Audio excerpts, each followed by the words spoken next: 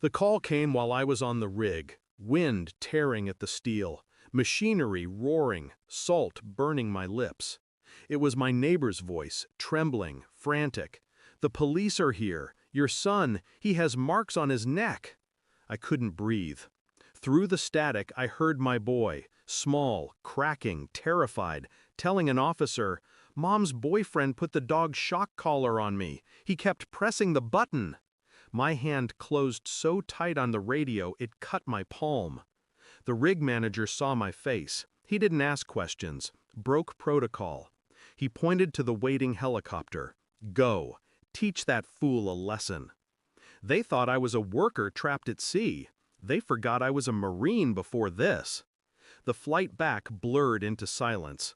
But my thoughts weren't quiet. They were sharp, precise. Not just rage, calculation. It wasn't the boyfriend alone. He was just a parasite.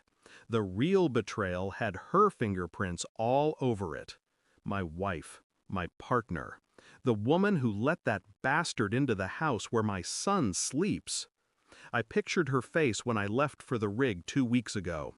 That smile, that casual, "Be safe." Did she already know then? Did she already allow it?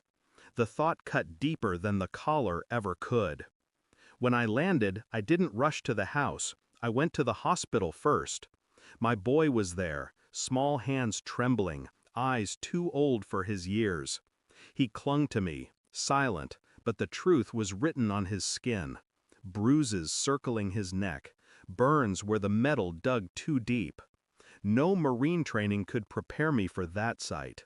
But I held steady, because someone had to. And behind his pain, I saw hers. Not a mistake, not ignorance, a choice. I didn't confront her, not yet. I slipped back into the house like a ghost. Her perfume hung in the air. His shoes were at the door. They didn't expect me home. I watched, listened. Her laughter floated from the kitchen. His voice answered, casual, familiar. My boy's trauma wasn't hidden, not from me, but from her. She wore her mask so well I almost believed it. Almost. Every smile she gave him was another cut.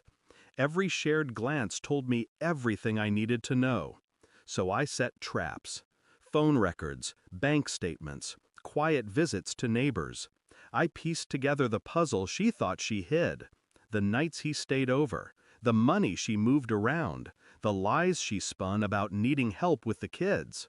She didn't just betray me, she sold the safety of my son for the comfort of a man who broke him. Each revelation didn't ignite me, it cooled me.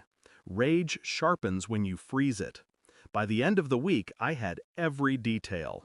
I knew when they met. I knew what they whispered. I knew she let him do it. The evidence lay in a plain envelope. Photos, records, medical reports. I didn't hand it to her immediately. No, timing was everything. I waited until dinner. My boy sat quietly, pushing food across his plate. She pretended nothing had happened.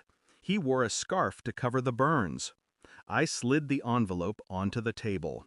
Her eyes flickered. She reached for it. When she opened it, the color drained from her face. Every secret she thought buried stared back at her in black and white. She tried to speak, stammered, "Where did you—" I looked at her, cold, silent. Her mask shattered. The tears came fast, frantic. But tears don't erase scars. That night, after I put my son to bed, she followed me into the living room. She tried again, pleading, bargaining, weaving excuses out of desperation. "I didn't know he'd hurt him. I thought it was harmless. I never meant—" I cut through her words with a single sentence. "You let him." She froze. Because the truth doesn't need volume. It only needs precision. I told her the papers were already filed. Custody granted. Her lies dismantled before she even realized the war had begun. I told her the house was mine, that she would walk out with nothing but shame. Her face collapsed. She begged. She reached for me. I stepped back. That broke her more than any scream could. By dawn, I was gone. My boy asleep in the back seat, safe, while the city lights bled into the horizon. I didn't leave a note. I didn't leave a chance for her to explain. She had already written her confession into my son's skin. The betrayal wasn't the boyfriend. It was her silence, her choice, her comfort over his safety. As the road opened before me, I felt nothing for her anymore. No anger, no sorrow, just clarity. She lost everything. I still had my son. And in that exchange, I gained something far sharper than revenge: freedom. Thanks for watching. Don't forget to like, share, and comment. Subscribe now to Cheating Stories Insight World for more amazing stories.